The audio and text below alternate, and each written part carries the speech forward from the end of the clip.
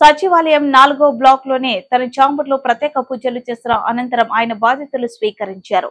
పలు దస్త్రాలను ఆయన పరిశీలించారు. మెగా డిఎస్సి సంబంధిత దస్త్రంపైనే లోకేష్ తొలి సంతకం చేశారు. 16,347 పోస్టుల భర్తీకి విధి విధానాలను కేబినెట్ ముందు పెట్టే ఫైల్స్ ఆయన సంతకం పెట్టారు. అంతకుముందు సచివాలయానికి చేరుకున్న మంత్రికి పండితులు వేద మంత్రోచ్చరణాలతో స్వాగతం పలికారు. బాధ్యతలు స్వీకరించిన అనంతరం లోకేష్ కు సహచర మంత్రులు, ఎమ్మెల్యేలు, ఉన్నత అధికారులు, తెదేపా నేతలు అభినందనలు తెలిపారు. మంత్రులు వంగలపూడి అనిత, గుమ్మడి సంధ్యారాణి, సవిత, తెదేపా రాష్ట్ర అధ్యక్షుడు పల్లా శ్రీనివాసరావు, ఎమ్మెల్యే బోండా ఉమామహేశ్వరరావు, ఎమ్మెల్సీలు కంచర్ల శ్రీకాంత్, భూమారెడ్డి, రామ్ గోపాల్ రెడ్డి తదితరులు పుష్పగుచ్చాలు అందజేసి శుభాకాంక్షలు చెప్పారు.